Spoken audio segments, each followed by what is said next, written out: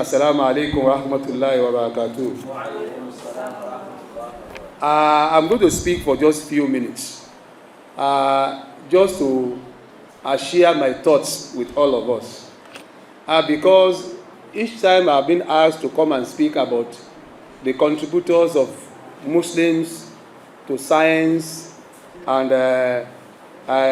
learning, I am quick to remind people who want to listen to such lectures that most of such lectures are lectures about our past, the past of the Muslim, our glorious past, which is so detached from the way we are as a people.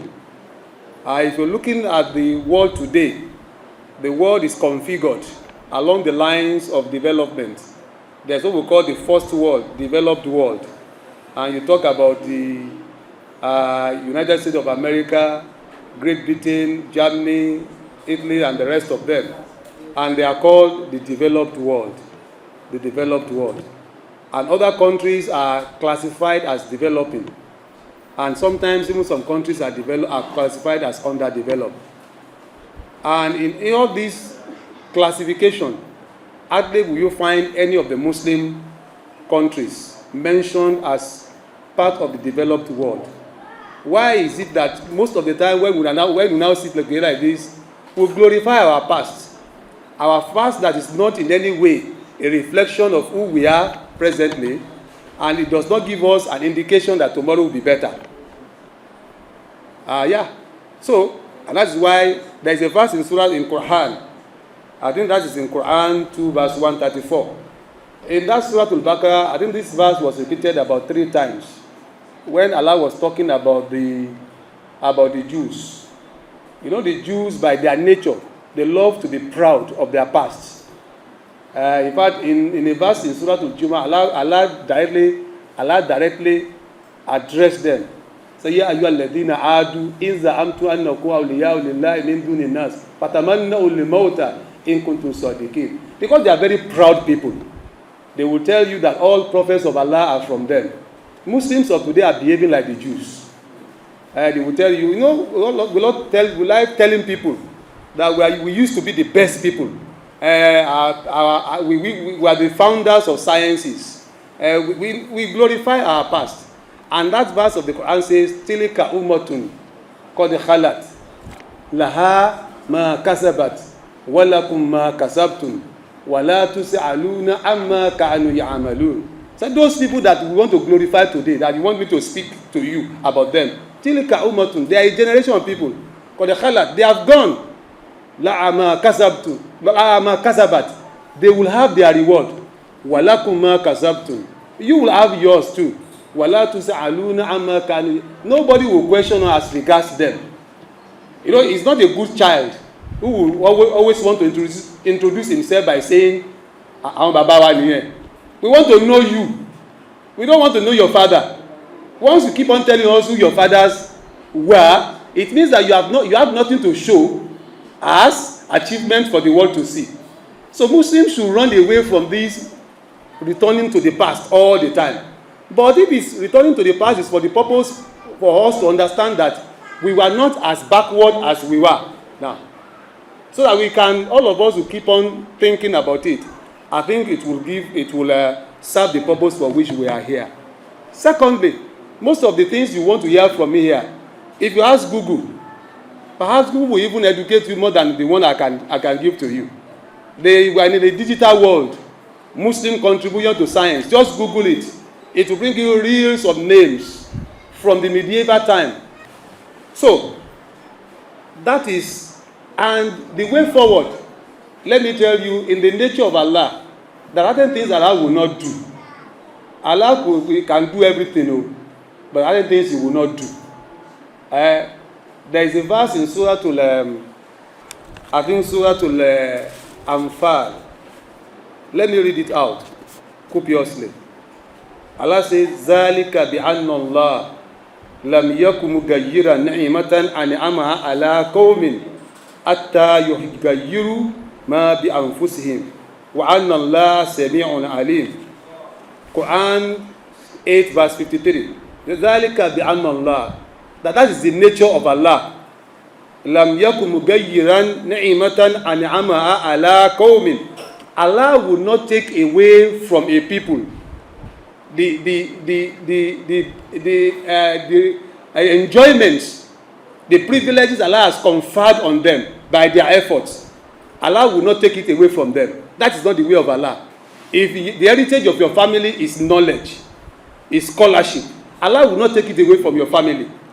If the heritage of the family is money, Allah will not take it away from your family.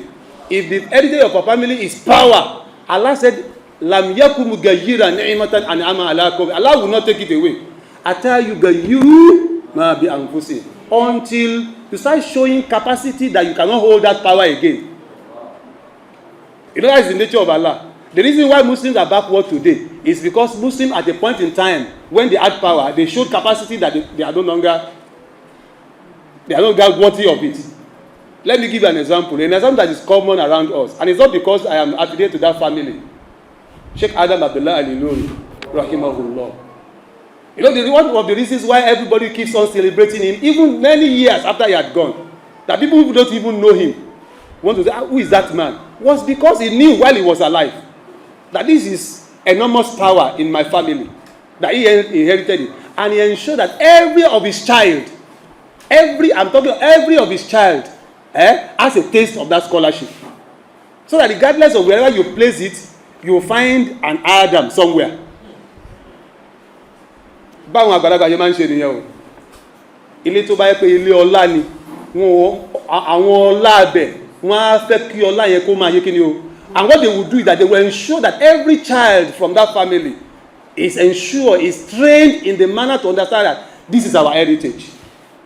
What is the heritage of the Muslim? It's knowledge. Muslims abandon it. And what we call knowledge, because this is a reference center, is a knowledge-driven center. Kì í ṣe ẹgbẹ́ alásàlátù o. Ẹgbẹ́ alásàlátù ń ṣe ọ̀pẹ́ bí apọ̀ o. À ń ṣe yẹn o.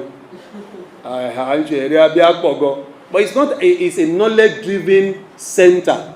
And that's why you find that the reasons why Muslims of today are not doing well is because we abandoned our common heritage, which is knowledge.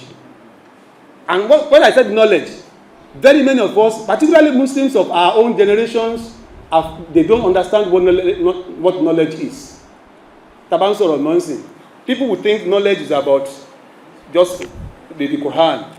Or we even do this mistake of classifying, or what I call compartmentalization of knowledge. I will explain it.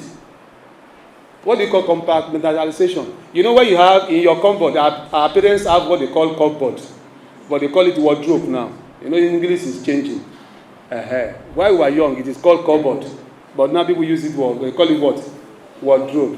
And you know, in the wardrobe is one entity, but in that entity there are different segments. There are those ones that you open, then you have drawers. That is the way Muslims of today look at knowledge. But Muslims of the era that we are talking, and even the era before us, they saw knowledge as one whole. You know, some of us, we see knowledge as Islamic knowledge, or we say God's knowledge. And we say some knowledge are ilmu shaitan, imo olong, imo eshu. From the point of view of Islam, I am not apologetic about it. Every knowledge is sourced from Allah. Why do we know that? If you read Surah Al-Baqarah, in the encounter between Adam, angels, and Iblis, when Allah said, "Ambiuni bi asma'i haula in kuntum sadiqin," when Allah was testing all of them, the angels, Adam in one part, and his Iblis, Allah said, "Tell me the names of these things." What did they say? He said, "La ilma lana illa ma alamtana." That even Shaitan himself agreed that he had no knowledge. He had no knowledge except which Allah has taught him. So there's no knowledge called ilmu shaitan. Knowledge will become ilmu shaitan on what you have used knowledge to do. The philosophers call it utilitarian value of knowledge. What it means that what you use knowledge to do will determine whether that knowledge is godly or evil. I used to have, when I was growing up, I used to have this serious, I call it stomach upset. That those who knew me when I was growing up, they know that this is Mustapha's ailment. And I've gone to all hospitals. If I was in school, once I have that, I would take myself to the hospital. And once I get to the hospital, the issue is that once I'm admitted and I pay money, that thing will go. I think it was designed to take money away from me. At a point, it became embarrassment. I don't even discuss it with my friends. I'll just take myself away from the glare of people, move to the hospital, I get myself admitted. Once I pay money, they'll just give me one drip, it will go. And I was praying constantly. One day I was passing, I think it was at the back of Marcus. I met a friend that we went to primary school together. And his father lives that not too far from here. And I was discussing with him. He said, no, I think before then, let me tell you what happened. I was living in a particular house. So in a particular night, I was having this stomach ache. And my wife was troubled. She cried out. So my landlord came out. Oh, that man went outside. I saw him while this face me and face you kind of house. I saw him unlocking the door, and he went out. When he returned, because that man is an herbalist, when he returned, he came with one leaf in his hand. And he placed the leaf on my bowel. I never knew what he was saying. And after that, the thing just went away. And he told me, after I did it, sharing away, elososi odutiti, erun, orikirun, tubati orikin sosita, and I threw it out. And he came back to me and I said, that's a temporary relief. That's a temporary relief. But you will meet somebody very soon. That person will give you the permanent relief. I felt that the man was, just saying, taste by the moonlight. The just second or third day, I was moving around Marcus area, and I found this my friend, and I have issues like that. That man just gave me a liquid. He said I should go and I took it. From then, I'm talking about 30-something years ago, up to now, I don't suffer that. That knowledge that the man used, I don't know it too. It cannot be ilmu shaitan. Because he has saved life. He has brought relief to me. He has brought relief, succor, and comfort, and has saved my life. It's the knowledge that Allah has given to somebody. So Muslims should not have this. He said that it is only Quranic knowledge that's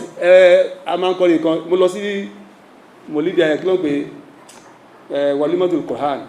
Àwọn àfáà àwọn ń kọ́ àwọn ọmọkan lórin wọ́n ní kí wọ́n sọ ẹ má kọrin wọn láyé yín o ní kéwú ló yẹ káàkiri o ẹ̀yin jọmọ wa ẹ̀yin náà máa bá ń kọ́ ọ̀làjú ti wọ̀ wéyíwé ti dáyé rú ọ̀làjú ti wọ̀ ìsọkúsọ ni o microphone tá a fà ẹ́ fi ń kọ orin yẹn Saudi gan-an ti ṣe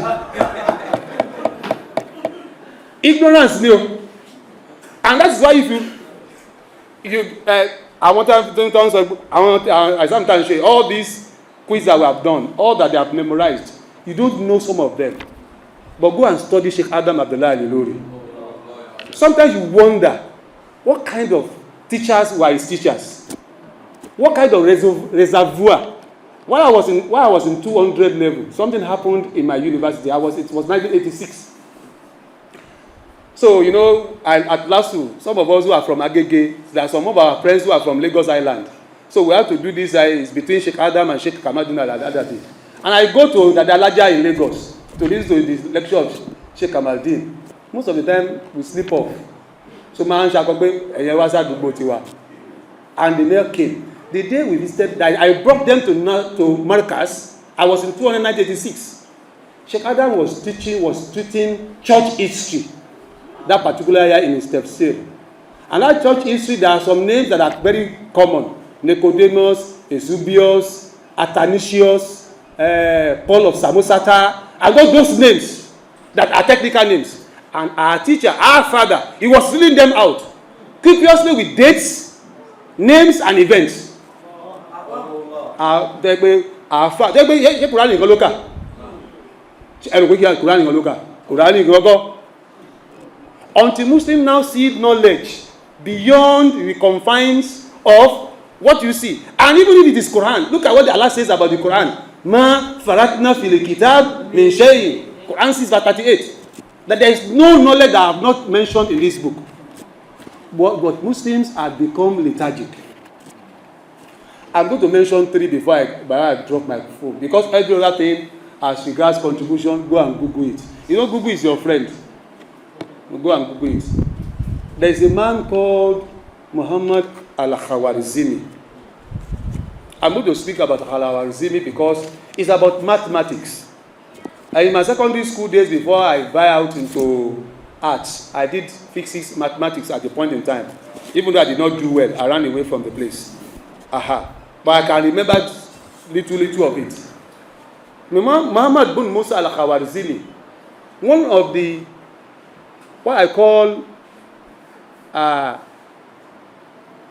unusual thing about this Muslim of note was of the fact that before him, people had developed so many theories in counting in different civilizations.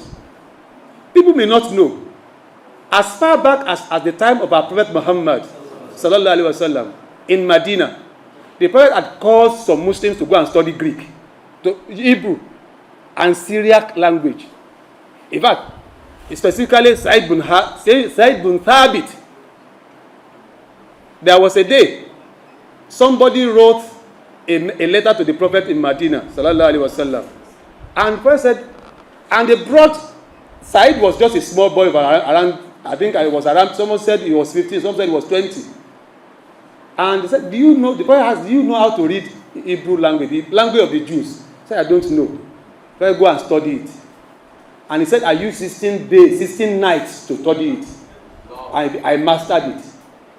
You can see that the Prophet understood that in order for him to be able to relate with them, and because the Jews were his, what I call his tormentors, he needed to know what they were saying, and if they are writing anything against him, he wanted to know. So he now asked one of his companions to go and study it. The same Said bin Harith also studied Syriac language. That's to tell you how our Prophet Muhammad valued knowledge. That no knowledge is. So this Muhammad al-Khawarizmi, he has studied all the theories of mathematics before then. And there was a particular theory that had been maybe seldom used or had become almost dormant. Everybody was running away from it because people felt that there was nothing in it. It was a theory of zero. And the reason why people now sometimes ascribe the invention of zero to al-Khawarizmi was because he was the one who popularized it. And you know, it was from zero that you cannot get decimal points. And that's why you find that the theory that he propounded, that's why they call it algorithm. It was his name, al-Khawarizmi, that was corrupted to become what? Algorithm. Àwọn Mùsùlùmí àná nìyẹn o. Ó wá láyà àyà méjì kan ní Al-Qur'an lòun rí. Ṣé pé tá a bá ń kà? And that's why, you know, sometimes I tell my students that when you do tilawah to the Quran, it's good though, for liturgical purpose. But most of the time, read the Quran with the mind of somebody who wants to learn. You will discover the eternal wisdom in it. There's a verse in Surah An-Nisa, Allah says, "Afala yatadabbaruna al-Qur'an, walau kana min indi ghayri Allahi lawajadu fihi ikhtilafan kathira." Don't they scrutinize the Quran? So Muslims of today, they don't scrutinize the Quran. You know what you use the Quran for? It's only for liturgical purpose. Àdúà ni. Yasin, àtìmọ̀ntí Yasin ṣe, àmọ̀ntí Múlùkù ṣe, àmọ̀ntí Ìsàwákì.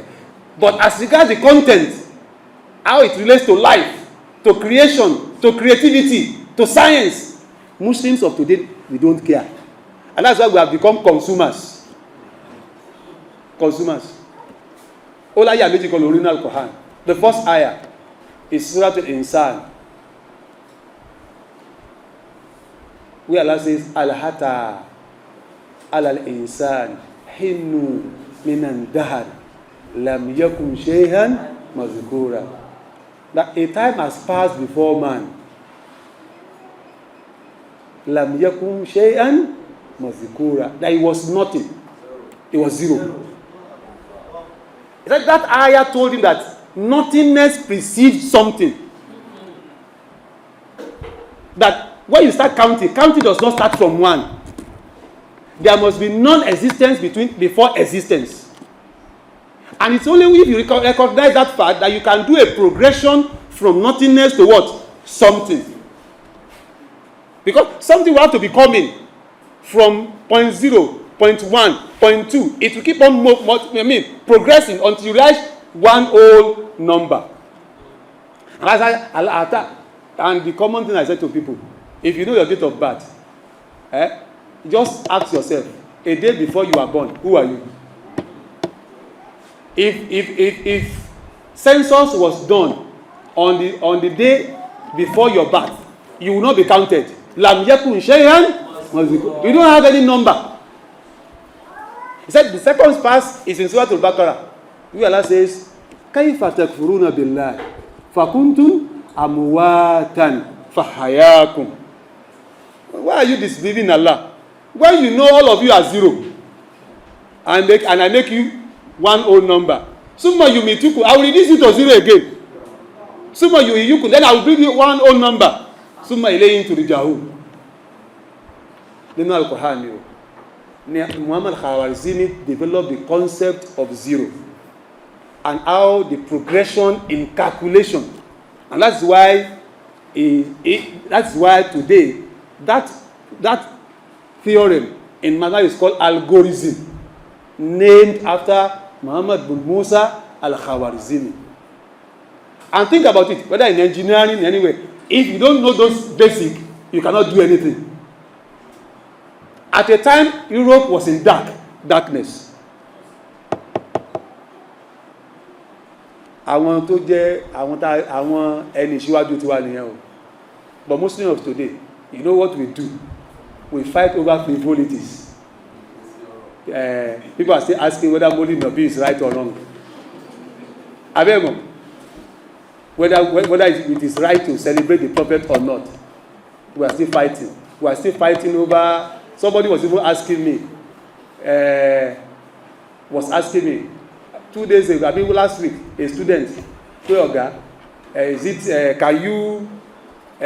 is somebody who has, what is it called? A drunkard. Can he observe Salat? I said, kí ló wá kàn tí ẹ pẹ̀lú. Unfortunately, I saw a video. It's a digression, but I'll tell you. I saw a video. I think it happened somewhere in Bahrain.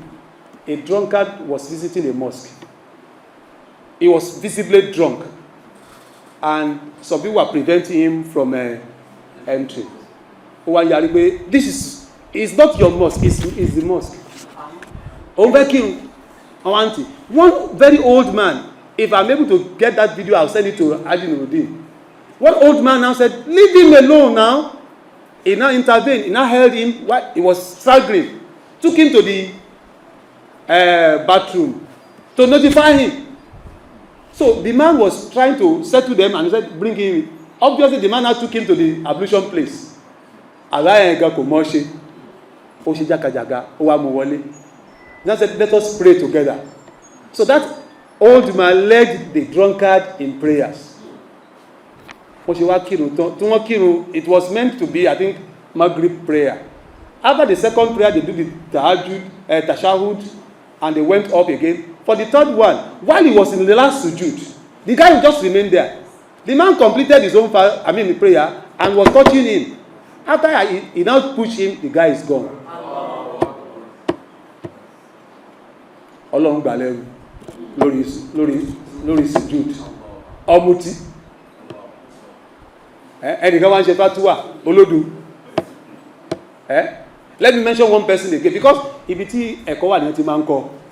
You can Google this one. The man's name was, is a late Moshood Abiola ló ń jẹ́, kì í ṣe MKO. Moshood Abiola, they call him Professor Pella. Of the legendary magical word. Ọmọ ọdún àgbẹ̀ iṣẹ́ dẹni àbíkiri. Ìsẹ́yìn. Àwọn ẹ̀pọ̀ léèyàn. Ó máa ń gé ìyàwó ẹ̀sìn méjì ni. Níjọ́ tí Professor máa kú, ó wà lórí sájà ni. Ní Mọ́yáṣí. Àwọn náà gbọ́nà ẹ̀dáhùn síbẹ̀. Ó wà lórí sájà. So, who are you to pontificate about anybody? So be careful. Don't join them in sharing all those madness. Let me continue. I'm going to round up now. I've talked about Muhammad al-Khawarizmi. Let me also mention Al-Razi. Alhamdulillah Rabbil Alameen. Before I left, I had mentioned mathematics. I wanted to also look at the area of medicine. And like I mentioned, that Muslims of the earliest generations, because of the fact that Allah challenged Muslims to things like inquiries, things like searching for knowledge, and even shattering the frontiers of the heavens and the earth, if there's a need for it. I think in Surah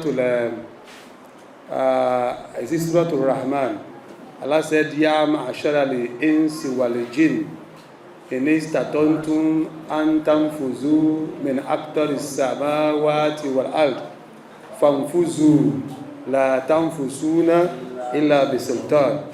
That, O assembly of men, if you look at that ayah, one of the reasons why many of the commentators of observers of the life of our Prophet Muhammad agree that he was actually not sent to the Muslims alone.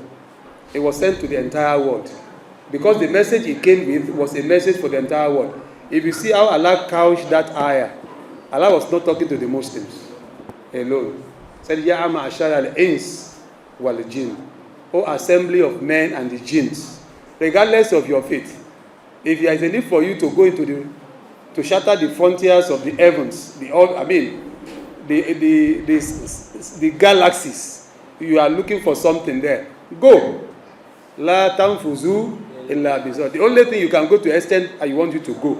So very many of the Muslims took this as very instructive, and one of them was Al-Razi. Also we have Al-Tabari, Al-Majusi, and Ibn Sina. If you go into many of the Western annals, you find that some of their names have been twisted. Like Al-Razi, it's called Averroes. Ibn Sina is called Avicenna. Al-Razi was the one who invented seton in surgery that is still being used today. To the extent that because he was involved, he was an alchemist.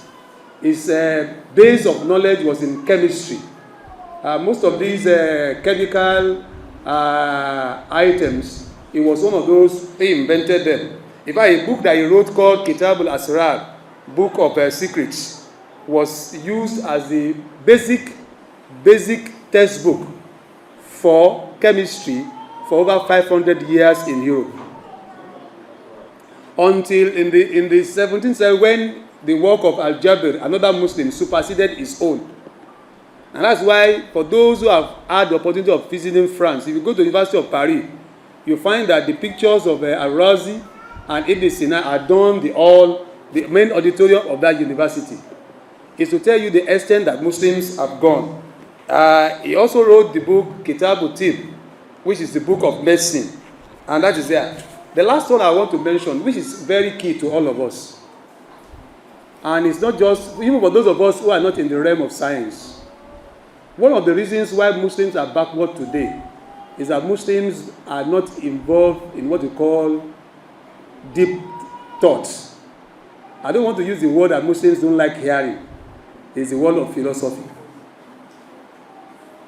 I'm not, what I'm going to say now, I'm not being apologetic.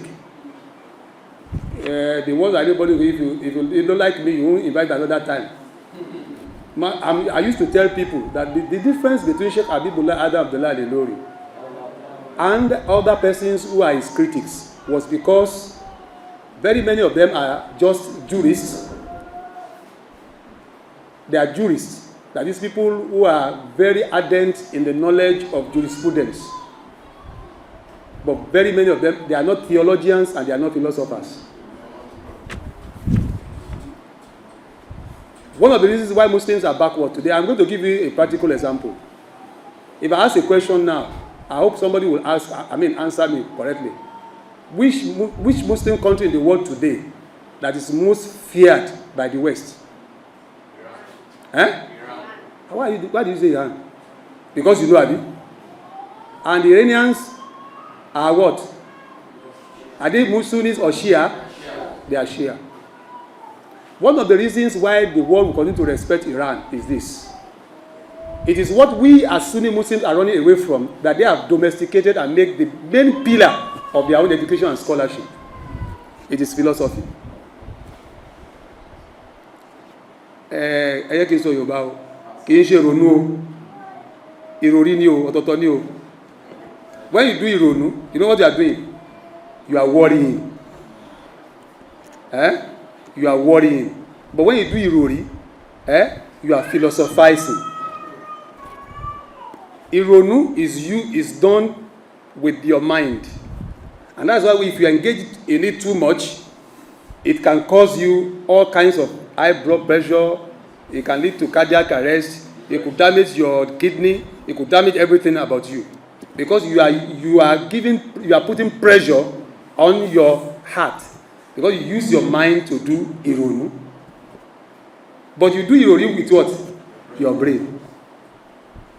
And you know the way God has configured the brain, it has capacity, limitless capacity. Most of the neurosurgeons said that the best amongst us as human beings, those that we call genius, people like Prophet Muhammad, sallallahu alaihi wasallam, Isaac Newton, all those great men that we celebrate as great men, they have only used 5% of their brain.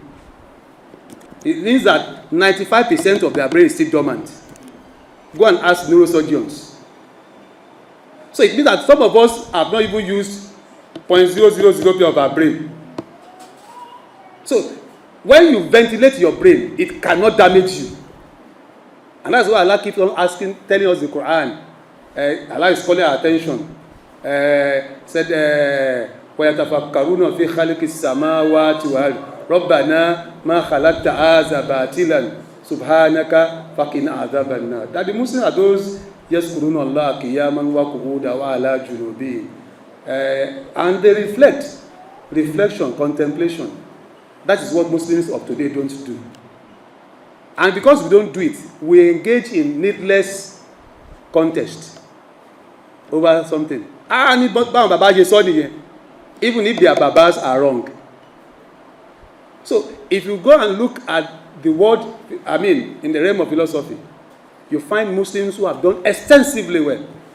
Imam al-Ghazali, Al-Farabi, Ibn Sina. If you check all the works of Aristotle, they have revised it and also pointed out the gaps there. And that is why you find that the only way Muslims of today can compete and compete favorably is for us to go back to education. Right education. And the basis of education is to engage in what? Philosophizing, thinking deep thoughts. Our Sheikh, our teacher, Sheikh Habibullah Ade Abdullah Al-Ilory, he said one thing at a program. On Monday on a particular day, people came to me in school. My student will come. When you contest it now, Baba sọ pé ọmọ ànábì òkúnjọ ọdún. Àwọn ìwádìí, ìjọba náà ti máa ń gbọ́ tipẹ́tipẹ́. Ẹ ti fi kọrin wápá, ti fi kọrin lẹ́mẹsẹ̀ sí rí. Ẹgbẹ́ kan kú lọ́jọ́ ọdún, àwọn fi jógún ẹ̀. And I said, go and check it historically. You will know that it was a fallacy. It's fallacy. Let me tell you another fallacy that people talk about. Is the fact that when the prophet left Cave Hira, he ran home to his wife, Abi Zamiluni. Let it go. And he said, our mother Khadija removed her hijab, and at the point, immediately she removed her hijab, and then Jibril did what? Disappear. Are you not worried? Fabu ni. Fabu. You will not you will decide it's fabu if you do what we call philosophizing. Engage that word with research. So I said, fabu ni. What it means that because if you perfect, what I say is that even if agent should come, once your wife is not covered, it will run away. Irọ́ ni o, fabu ti gbọ́dọ̀, wọ́n ti gbá wa gan tipẹ́tipẹ́ o. Wọ́n gbá wa gan. Fabu yẹ, and the reason why we continue to believe in all these fables of the past is because we are not engaging them critically. So Muslims should now start asking questions. This must be asked questions. Why? You know the reason. Nobody should be criminalized for asking what questions. And not be alone. If it's in my head, then here, Ibrahim, alayhi salatu wasalam, he was a commissioned prophet of Allah, of high standing, high grade prophet. He pointedly asked Allah, show it to me how you can bring the dead to life. And not be alone here.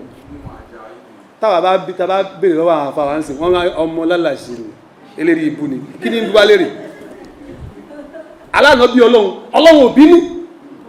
Why don't you believe in me? He said, I believe, sir, just to reinforce my belief in you, and Allah demonstrated it. My brothers and sisters, what Irfan is asking us to do moving forward, our children, if we must dominate the world again, the way to it is not to compartmentalize knowledge. Knowledge is one. So science, medicine, engineering, we should allow our children to go and study them. And when they do that, let me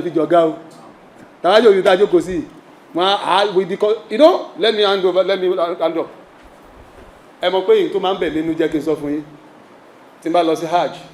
Ṣé o kija la bí da man we, ẹ mọ̀ pé made in China ni. Ẹ mọ̀ ya. Made in China ni. Si se lọ nse. Wọ́n de gbọ́ lọ́hùn gbọ́. Ebe ri olorun. In fact, ebe tó tún funny. Even our Hiram, we are so lazy.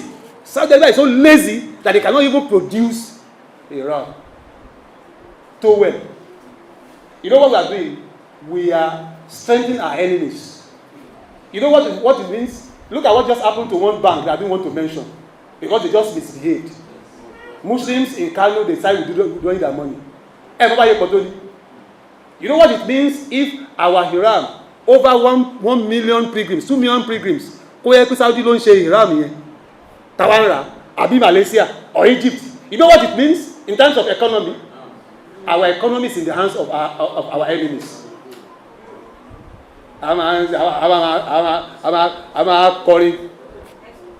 So the thing is that we must develop, and if we must develop, we must adopt science and technology. Assalamu alaikum wa rahmatullahi wa barakatuh.